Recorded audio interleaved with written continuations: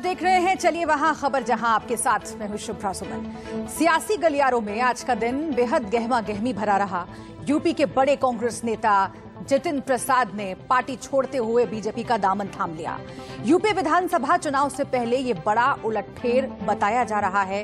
यकीनन जितिन के जाने से कांग्रेस को बड़ा नुकसान हुआ है, लेकिन बीजेपी का कहीं ज्यादा फायदा भी हुआ है।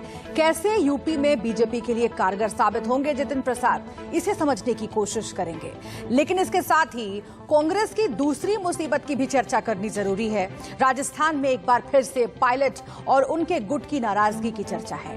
अपने लोगों को मंत्री नहीं बनाए जाने से पायलट फिर से नाराज बताए जा रहे हैं। आज दिन भर चर्चा रही कि कहीं जितिन के बाद सचिन पायलट भी कांग्रेस पार्टी छोड़ न दें। फिलहाल कांग्रेस डैमेज कंट्रोल में जुटी हुई है। सियासी घमासान एमपी में भी उधर तेज है, जहां शिवराज की कुर्सी पर खतरा होने की चर्चा हो रही है। इस बीच ज्योतिरादित्य सिंधिया भोपाल पहुंच गए हैं। दिल्ली की भी बात कर लीजिए। यहां बंगाल के सियासी घमासान पर बीजेपी में लगातार मंथन चल रहा है। चुनाव खत्म होने के बाद भी बीजेपी की चुनौतियां खत्म होने का नाम नहीं ले रही हैं।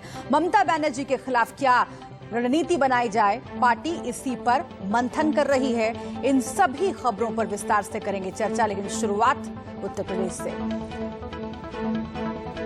सियासी लिहाज से सबसे महत्वपूर्ण राज्य उत्तर प्रदेश में कुछ ही महीने में चुनाव है और उससे ठीक पहले कांग्रेस को बड़ा झटका लगा है। कांग्रेस से पलायन की फहरिस्त में इस बार नाम जुड़ गया है जितिन प्रसाद का।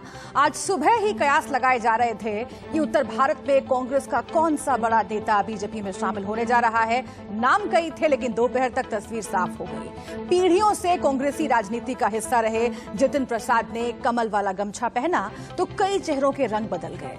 कांग्रेस के भीतर से भी कई प्रतिक्रियाएं आईं, जिन्होंने पहले से ही कमजोर पड़ चुकी पार्टी को और असहज कर दिया। जितिन प्रसाद पिछले कुछ सालों में कांग्रेस के लिए उपयोगी रहे हों या फिर ना रहे हों, लेकिन आने वाले वक्त में बीजेपी के लिए काफी फायदेमंद साबित होने जा रहे हैं। ये मानने के कई कारण हैं। उनमें से कुछ कारण इस रिपोर्ट में आपको समझाते हैं।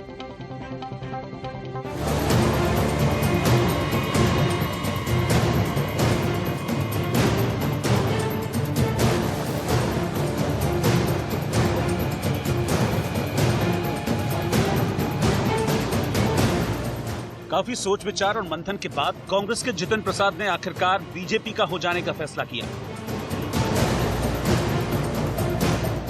यकीनन विधानसभा चुनाव से पहले यूपी में ये एक बड़ा सियासी उलटफेर है और जानकार मान रहे हैं कि जितिन का जाना कांग्रेस के लिए जितना बड़ा नुकसान है, उससे कहीं ज्यादा बीजेपी का फायदा है। पीयूष गोयल ने जब जितिन को पार्टी की सदस्यता दिलाई तो उनकी जमकर तारीफ की और ये संकेत भी दे दिया कि बीजेपी उन पर बड़ा दांव लगाने जा रही है। ऐसे युवा नेता, जमीन से जुड़े हुए नेता, लोकप्रिय नेता और जिनकी प्राथमिकता समाज सेवा रही हो, जिनको देश के प्रति प्रेम हो, ऐसे एक बहुत ही कद्दावर नेता, जैसे अनिल जी ने कहा, उत्तर प्रदेश की राजनीति में जिनका बहुत बड़ी भूमिका आगे मैं देख पा रहा हूं, मुझे विश्वास है कि इनके आगमन से पार्टी को भी बल मिलेगा। असल में चर्चा है कि यूपी में ब्राह्मण मतदाताओं की बीजेपी सरकार से नाराजगी है। जाहिर है ब्राह्मण चेहरे के तौर पर जितिन प्रसाद को आगे कर बीजेपी उनको एक संदेश देगी और चुनाव से पहले समीकरण ठीक करने की कोशिश की जाएगी। चर्चा है कि जितिन को जल्द ही विधान परिषद भेजा जा सकता है। हैरत की बात नहीं कि बीजेपी ने जितिन प्रसाद का स्वागत दिल खोलकर किया। बीजेपी अध्यक्ष ने उनका स्वागत किया तो गृहमंत्री अमित शाह भी जितिन प्रसाद से मिले। सीएम योगी ने भी कहा कि जितिन के आने से पार्टी मजबूत होगी। यानी मिशन यूपी के लिहाज से जितिन प्रसाद की एंट्री बीजेपी के लिए बड़ी सौगात है। लेकिन राज्य में पहले से हाशिए पर जा चुकी कांग्रेस को बड़ा झटका लगा है और जितिन प्रसाद ने भी जाते हुए निशाना साध दिया।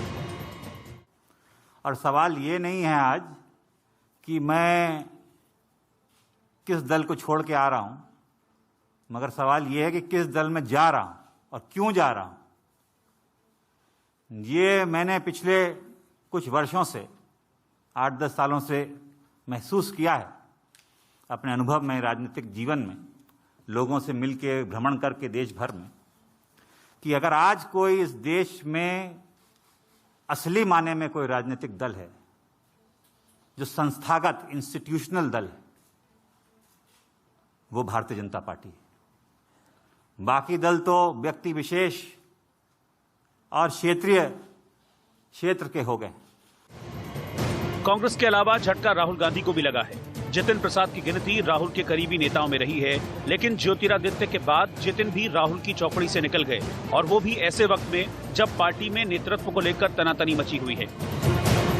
खुद जितिन उन नेताओं में शामिल रहे जिन्होंने सोनिया गांधी को इस मामले में पत्र लिखा था, लेकिन अब शायद जितिन ने समझ लिया कि कांग्रेस में उनका कद बढ़ने वाला नहीं है। अगर आप अपने लोगों के हितों की रक्षा नहीं कर सकते, उनके लिए काम नहीं आ सकते, तो आपका राजनीति और दल से में रहने में क्या औचित्य है? जितिन प्रसाद के पिता जितेंद्र प्रसाद राजीव गांधी के करीबी रहे थे। फिर भी एक वक्त ऐसा आया जब उन्होंने सोनिया गांधी के खिलाफ कांग्रेस अध्यक्ष पद का चुनाव लड़ा था। कांग्रेस ने जितिन को सांसद बनते ही केंद्रीय मंत्री बनाया था। पार्टी में दूसरी जिम्मेदारियां भी दी गईं, लेकिन ज्योतिरादित्य की तरह जितिन भी कांग्रेस छोड़ गए। जितिन प्रसाद के बीजेपी में शामिल होने के बाद उनके समर्थकों में जश्न का माहौल है। शाहजहांपुर स्थित उनके आवास पर समर्थकों ने जमकर आतिशबाजी की और एक दूसरे को मिठाई खिलाई। देखिए। 30 साल से काम कर रहा हूँ। NSUI का 11 साल जिलाध्यक्ष रहा और 11-12 साल से यूथ कांग्रेस का जिलाध्यक्ष हूँ। क्योंकि छात्र जीवन से ही मेरा पारिवारिक जुड़ाव जितिन भैया जी के साथ रहा और हमने हमेशा अपने नेता के रूप में, अपने गुरु के रूप में जितिन भैया को ही नेता माना। तो उनका जो फैसला है वही हमारा सबका फैसला है और हम सब, पूरी लोकसभा कमेटी हमारी और हम सब जितिन भैया के निर्णय से ही उनके साथ हैं और उन्हीं के साथ तो भाजपा में है तो हम भाजपा में हैं, वही मेरा फैसला। आपने भारतीय जनता पार्टी के लिए बड़े गर्व और सौभाग्य की बात है कि कुनबा भी बड़ा है, मजबूती भी बड़ी है और परिवार हमारा बढ़ा है। और बहुत दिनों के बाद में पुनः हमारा जितिन प्रसाद जी के साथ शुरू हुआ है। बीच में बहुत 5 साल का, लगभग 5 साल का गैप हो गया था और आज उन्होंने भारतीय जनता पार्टी ज्वाइन की है, तो हम लोगों का साथ अब जीवन पर्यंत के लिए फिर बन गया है। जितिन प्रसाद के कांग्रेस छोड़ने और बीजेपी ज्वाइन करने के पीछे की पूरी कहानी बता रहे हैं हमारे संवाददाता रजत राकेश टंडन। रजत, ओवर टू यू। ये कि जितिन प्रसाद आज भाजपा में शामिल क्यों हुए? जितिन काफी दिनों से कांग्रेस पार्टी में घुट रहे थे। वो साफ कह रहे थे जो काम वो करना चाहते थे वो नहीं कर पा रहे थे। पिछले 1.5 साल से वो ब्राह्मण मंच भी चला रहे थे। लगातार जहां जहां ब्राह्मणों पर उत्पीड़न हो रहा था वहां के ब्राह्मणों से वो बात करते थे। उनको लगता था कि कांग्रेस के चलते उनकी अपनी आइडेंटिटी खत्म हो गई है। और आज प्रेस कॉन्फ्रेंस में भी उन्होंने इस बात को बोला कि वो 3 बार उस क्षेत्र से रहे, लेकिन क्षेत्र के लोगों की मदद आज नहीं कर पा रहे हैं। दूसरी बड़ी बात उन्होंने कही कि इंस्टीट्यूशनल पार्टी, नेशनल पार्टी सिर्फ बीजेपी है, बाकी व्यक्ति विशेष या क्षेत्रीय पार्टी है, यानी वो एक राष्ट्रीय पार्टी में अब गए हैं, ऐसा उन्होंने दावा किया। दिक्कत क्या थी? कांग्रेस में अजय लल्लू को अध्यक्ष बनाया गया, तब से कांग्रेस के जितने भी वरिष्ठ नेता हैं वो नाराज थे। उनका मानना था कि प्रियंका गांधी की जो चॉइस है अजय कुमार लल्लू को लेकर वो नहीं हो रही है। इसके पहले भी आपने देखा था अन्नू टंडन जो कि सांसद थी उन्नाव से, वो भी इसी कारण छोड़कर गई थी कि अध्यक्ष ठीक नहीं है, वर्किंग ठीक नहीं है। प्रियंका गांधी के आने के बावजूद कांग्रेस को कुछ नहीं मिल पा रहा था। 2 लोकसभा और 1 विधानसभा चुनाव जितिन प्रसाद हार चुके थे। उनको लगता था कि अब कांग्रेस के टिकट पर वो चुनाव नहीं जीत सकते हैं, इसलिए उनको लगता था कि जो उनका भविष्य है राजनीति में वो अंधकार में है, इसलिए उनको लगा कि वो बीजेपी जा सकते हैं। दूसरी बड़ी वजह, ज्योतिरादित्य सिंधिया के बेहद करीबी हैं जितिन प्रसाद और सिंधिया के जाने के बाद से ही अटकलें तेज थी कि जितिन प्रसाद जा सकते हैं। हालांकि 1.5 साल पहले की बात है, जितिन प्रसाद जा सकते थे, घर से निकल भी चुके थे, लेकिन उस वक्त कांग्रेस के दिग्गज नेता अहमद पटेल और कई और नेताओं ने मिलकर जितिन प्रसाद को रोक लिया था। और उसके बाद ही आप देखिए कांग्रेस वर्किंग कमेटी में आए थे, पश्चिम बंगाल के प्रभारी थे। हालांकि उनके पास बहुत ज्यादा पावर्स नहीं थी, इसको भी लेकर रुष्ट थे कि आपने इंचार्ज जरूर बनाया पश्चिम बंगाल का, लेकिन उनके पास पावर्स नहीं थी। तो आज के दिन में जितिन प्रसाद को ये लगता था कि अगर वो भाजपा में जाते हैं तो उनका आगे एक राजनीतिक भविष्य होगा। उत्तर प्रदेश की बात करें, उत्तर प्रदेश में ये आरोप लगता आया है कि भाजपा सरकार ब्राह्मण विरोधी है। कई बार इस तरीके की चीजें आई। भाजपा को भी एक ऐसा चेहरा चाहिए था जो कलराज मिश्रा और मुरली मनोहर जोशी के बाद रिप्लेसमेंट कर पाए। भाजपा में ब्रिजेश पाठक भी गए, रीता बहुगुणा जोशी भी गई, लेकिन ब्राह्मण फेस के रूप में नहीं सामने आ पाए।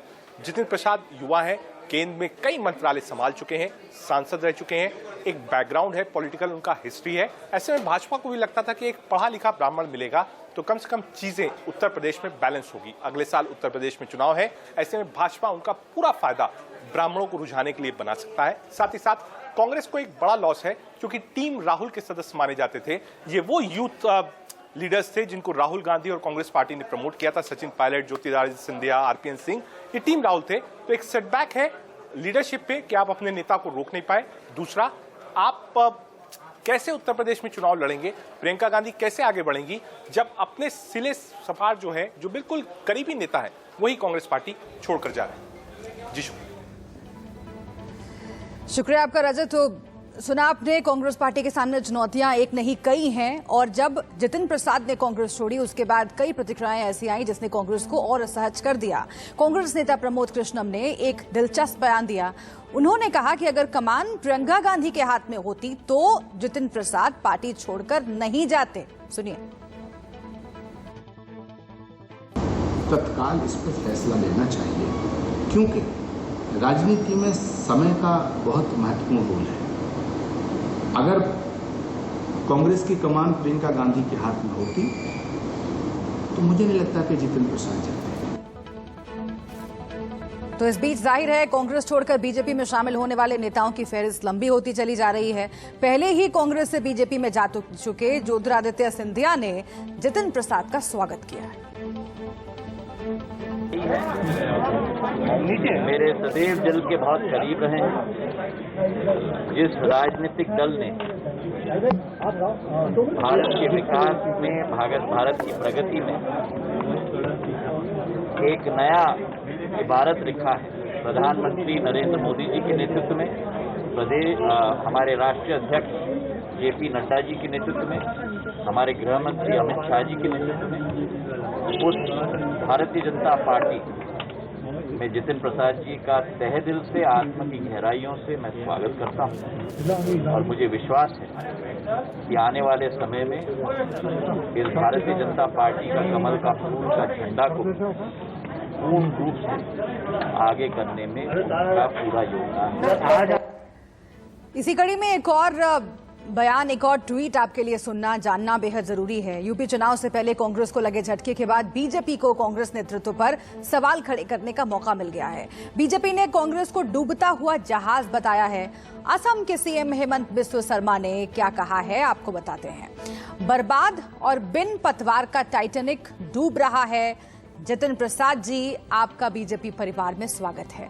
तो ये हेमंत बिस्व शर्मा का ट्वीट है जो हम आपको दिखा रहे हैं। डूबते हुए जहाज से, टाइटैनिक से तुलना की है उन्होंने कांग्रेस पार्टी की, और इसके साथ ही जितिन प्रसाद का स्वागत किया है बीजेपी ने। उधर कांग्रेस ने जितिन प्रसाद पर हमला बोलने में जरा देर नहीं लगाई।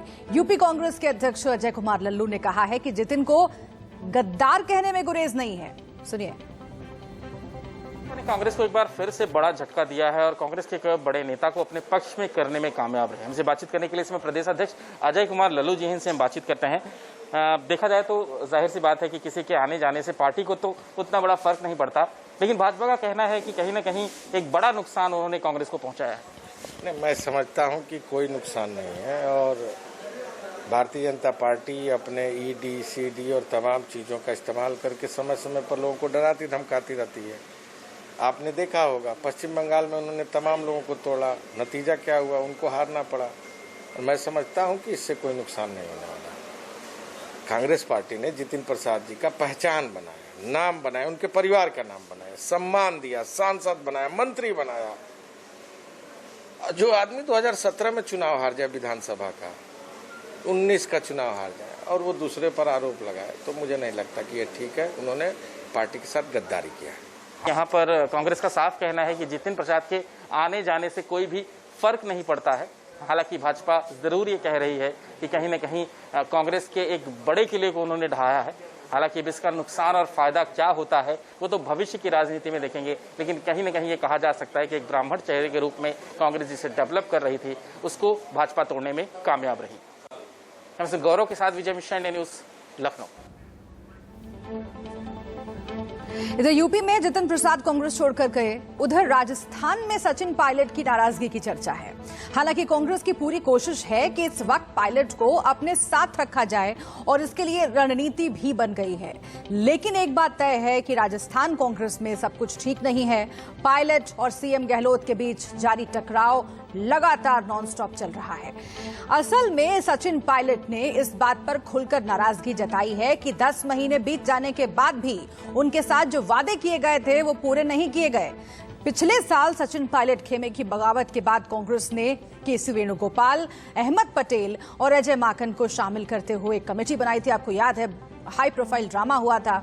इस सुलह कमेटी का काम सचिन पायलट और उनके समर्थकों, विधायकों की मांगों को सुनकर उनके आधार पर हाईकमान को रिपोर्ट देना था। लेकिन ना तो कमेटी की रिपोर्ट कभी आई और ना ही कोई कार्रवाई इस पर हुई।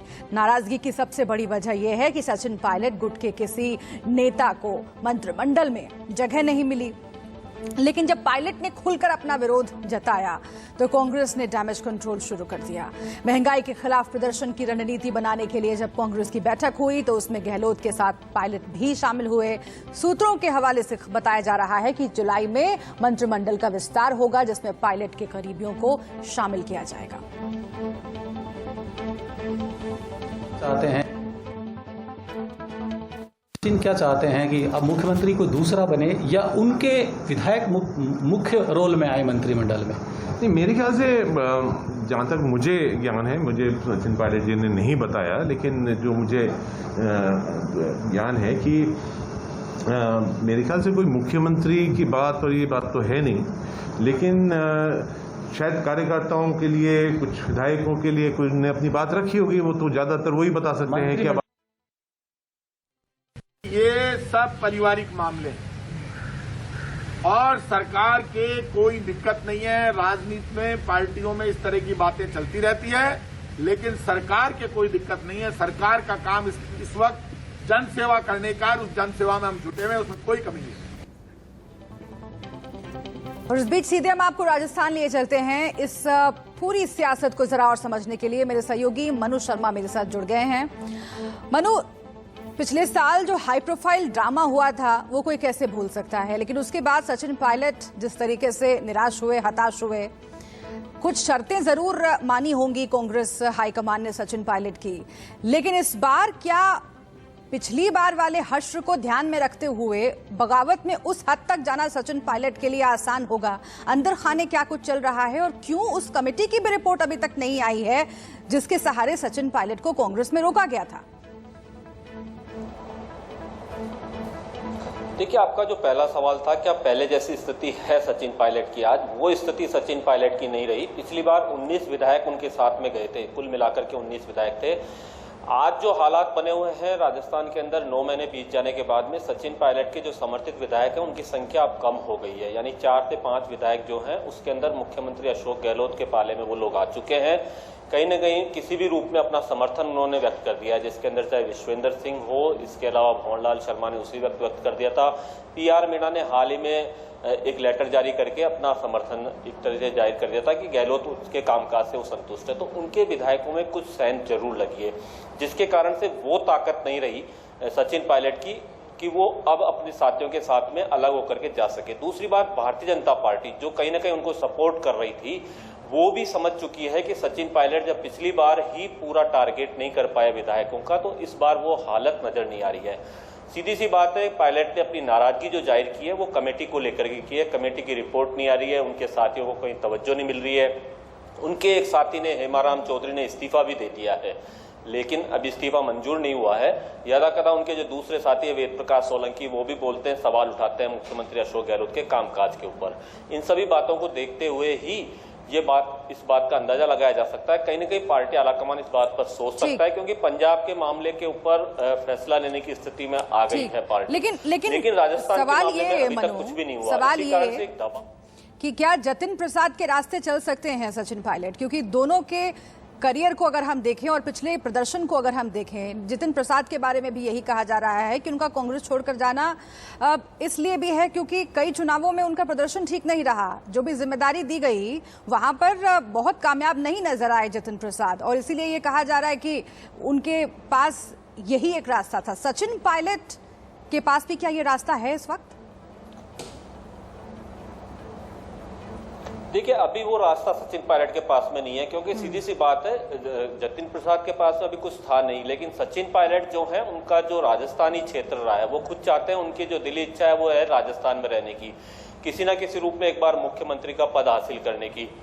अभी नहीं, आगे मिले, पार्टी उनके नेतृत्व में चुनाव लड़ चुकी है, यहाँ पर उनके विधायक है, यहाँ पर उनके साथ में जीत के आए हुए लोग हैं। इसके अलावा जो कार्यकर्ता हैं, उनको काफी उम्मीदें हैं उनसे, इसलिए वो कभी भी ये नहीं चाहते कि राजस्थान का क्षेत्र छोड़ करके वो यहाँ से जाए। कोई भी पार्टी अगर उनको शामिल करती है, भारतीय जनता पार्टी लेकर जाती है, तो राजस्थान में उसके अलावा और चेहरे यहाँ पर मौजूद हैं, जिनके कारण से सचिन पायलट को वो जगह नहीं मिल सकती जो वो चाहते हैं भारतीय जनता पार्टी में। इसके कारण से अभी सचिन को ये नहीं लगता है कि कोई इस तरह का रास्ता अपनाया जाए। हाल फिलहाल वो प्रेशर डालने के लिए जरूर अपने विधायकों को एकजुट कर सकते हैं। 11 तारीख को उनके फादर की जो, ठीक है, लेकिन दबाव बनाने के लिए भी पहले जैसी स्थिति सचिन पायलट की नहीं रही है, आप बोल रहे हैं। बहुत शुक्रिया आपका मनु इस पूरी बातचीत के लिए। आगे बढ़ते हैं, एक और बहुत महत्वपूर्ण खबर पश्चिम बंगाल की, उसकी भी बात करेंगे, लेकिन एक छोटे से ब्रेक के बाद। आप बने रहिए हमारे साथ, देखते रहिए चलिए वहां खबर जहां।